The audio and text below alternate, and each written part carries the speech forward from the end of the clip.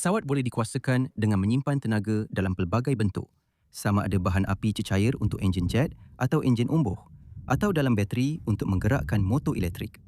Tetapi bagaimana pula dengan penyimpanan tenaga roda tenaga? Roda tenaga boleh digunakan untuk menyimpan sejumlah besar tenaga dengan memutarkan jisim pada RPM yang sangat tinggi. Tetapi adakah ini cukup untuk menerbangkan sebuah pesawat? Mari kita bina sebuah roda tenaga dan ketahui jawapannya.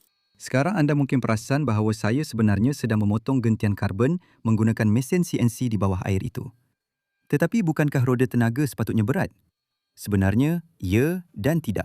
Anda lihat, tenaga yang disimpan dalam roda tenaga sebenarnya adalah tenaga kinetik, Iaitu tenaga daripada jisim yang bergerak pada kelajuan tertentu. Persamaan untuk tenaga roda tenaga ini Ialah setengah kali inersia putaran didarab dengan halaju sudut kuasa 2. Inersia putaran berkaitan dengan jisim roda tenaga dan sejauh mana jisim itu dari gandar putaran. Dan halaju sudut ialah seberapa laju roda itu berputar. Sekarang kita boleh menambah tenaga yang disimpan dengan meningkatkan kedua-dua nilai ini. Namun, kerana halaju itu dipangkatkan 2, adalah lebih baik jika kita memutarkan roda tenaga dengan lebih laju. dengan menggandakan inersia. Kita akan menggandakan tenaga. Tetapi dengan menggandakan halaju, kita akan menjadikan tenaga 4 kali ganda. Dan kerana kita perlu memastikan berat serendah mungkin Sambil mengekalkan simpanan tenaga yang tinggi, kita perlu mempunyai roda tenaga yang ringan yang boleh berputar pada RPM yang sangat tinggi. Dan kita mahu sebanyak mungkin jisim roda tenaga itu berada sejauh mungkin dari gandar. Oleh itu, hub gentian karbon ringan dan gelang luar aluminium digunakan. Saya kemudian mengimbangkannya sebaik mungkin dan memasangnya dengan sistem tali sawat dan takal, menghasilkan nisbah kipas kepada roda tenaga sebanyak 16:1. Jadi roda tenaga boleh berputar dengan sangat laju sambil mengekalkan RPM kipas pada tahap yang agak rendah. Putaran daripada takal itu kemudian dipindahkan melalui gear serong ini untuk memutarkan kipas di bahagian hadapan. Sebenarnya, saya boleh memutarkan kipas itu dengan jari saya pada kira-kira 2 pusingan sesaat, iaitu kira-kira 2000 RPM pada roda tenaga. Saya kemudian memasang bom ekor dengan kemudi arah dan kemudi tinggi untuk mengawalnya semasa penerbangan dan membina landasan pelancaran yang mempunyai motor untuk memutarkan roda tenaga. Bunyinya okey pada RPM rendah, tetapi apabila ia semakin laju, bunyinya mula menjadi sangat kasar. Pada masa itu, ia agak mengelirukan kerana saya telah mengimbangkan roda tenaga dan takal dengan lebih baik daripada saya biasanya mengimbangkan kipas drone saya yang berputar pada RPM yang jauh lebih tinggi. Tapi saya perasan, o-ring ini mengembang dan bergegar, yang saya rasa menyebabkan kebanyakan bunyi itu. Selain itu, saya rasa ini juga menyebabkan tali sawat bergetar pada RPM tinggi. Sekurang-kurangnya terdapat agak banyak tenaga yang disimpan dalam roda tenaga itu membolehkannya berputar untuk tempoh yang agak lama.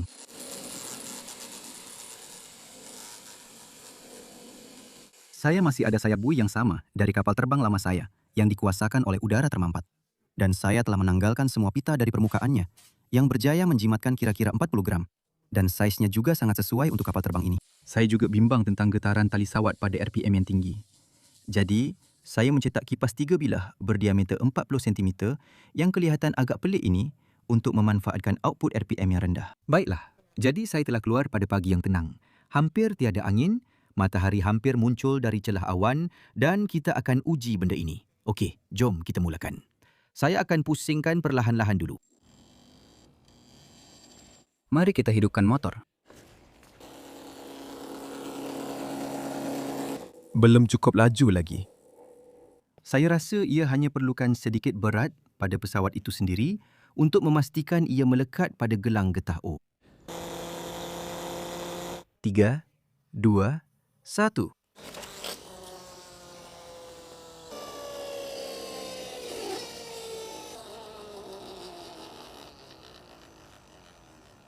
Jadi itu tidak begitu baik. Jelas sekali ia terhempas ke tanah. Tapi saya rasa saya perlu cetak gear baru juga. Nampaknya semua gigi pada gear bevel itu sudah rosak. Saya rasa tali sawat nampak okey.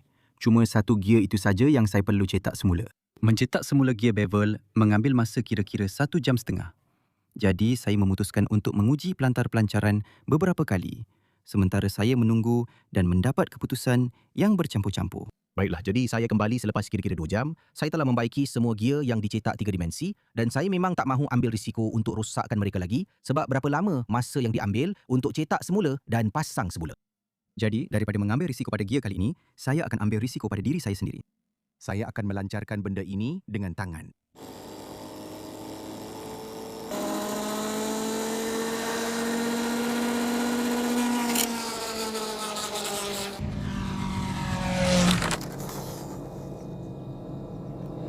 Ini akan jadi jauh lebih sukar daripada yang saya bayangkan pada mulanya. 2 jam kemudian, saya kembali menggunakan kipas gentian karbon 15 inci dan memutuskan untuk menguji dari pelantar pelancaran sekali lagi. Tetapi ia masih jauh daripada berjaya terbang. Saya menguji beberapa kali lagi dari kedudukan pelancaran yang lebih tinggi dan malah menanggalkan salah satu peringkat takal untuk meningkatkan RPM kipas berbanding roda tenaga. Dan walaupun selepas menanggalkan semua elektronik untuk mengurangkan berat lagi, ia masih tidak terbang. Jadi, saya memutuskan untuk berhenti sebelum rugi lebih banyak. Tetapi saya perlu melihat sebuah kapal terbang. Terbang hanya menggunakan tenaga yang disimpan dalam roda tenaga. Kadang-kadang, idea yang paling mudah adalah yang paling berkesan. Dan saya rasa saya telah menemui penyelesaian untuk kegilaan roda tenaga saya. Mainan ini menggunakan tenaga putaran kipas dan gelang luarnya untuk terus berputar selepas saya menarik tali, menghasilkan daya tujahan yang mengangkatnya ke udara. Tetapi apa yang paling saya suka tentang mainan ini ialah mekanisme pelepasannya sangat mudah tetapi berkesan. Ini adalah versi cetakan 3 dimensi yang saya bina untuk dipasang pada motor drone tanpa berus. Cara ia berfungsi ialah bahagian bersudut ini saling mengunci. Bermakna, kipas akan dipegang ke bawah jika ia dipercepatkan oleh motor. Kemudian, apabila motor memperlahankan kelajuan, ia akan terbuka dan meluncur ke langit. Tetapi adakah ia cukup untuk menggerakkan sebuah kapal terbang? Jadi, untuk teruskan dengan penyelesaian yang mudah, saya perlukan sebuah kapal terbang yang ringkas. Jadi saya bina sebuah glider yang sangat asas, menggunakan kayu balsa dan papan buih. Kemudian saya pasangkan blok galas di bahagian depan supaya kipas boleh berputar dengan bebas.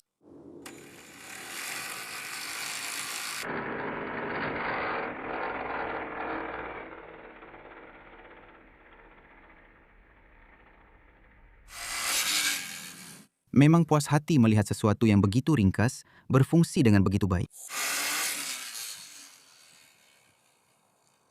Selain itu, memang mudah untuk mengubah berat, diameter dan sudut kipas bagi mendapatkan prestasi penerbangan yang berbeza.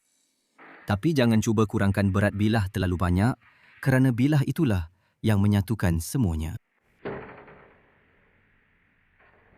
Kecuali kalau anda mahu gelung hula terbang.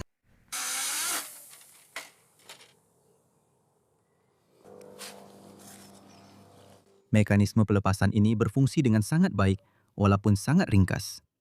Ia hanya memerlukan motor untuk memperlahankan kelajuan dan membiarkan kapal terbang meluncur ke langit. Saya akan memuat naik fail untuk kapal terbang roda tenaga ini di Thingiverse jika anda mahu bina sendiri. Namun pastikan anda menggunakan kawalan radio untuk memutarkan motor dan berdiri pada jarak yang selamat. Dan berhati-hati dengan serpihan yang mungkin terbang. Saya ingin mengucapkan terima kasih banyak kerana menonton. Jika anda suka video ini, amat dihargai jika anda boleh tinggalkan tanda suka di bawah. Jika anda baru di saluran saya dan ingin lihat projek-projek gila lain seperti ini, sila klik langgan di bawah. Dan terima kasih yang tidak terhingga kepada semua penyokong saya di patreon.com. Anda semua membolehkan video-video ini dihasilkan dan saya benar-benar tidak dapat melakukannya tanpa anda. Jadi, terima kasih sekali lagi. Terima kasih sekali lagi kerana menonton dan saya akan jumpa anda dalam video seterusnya. Selamat tinggal.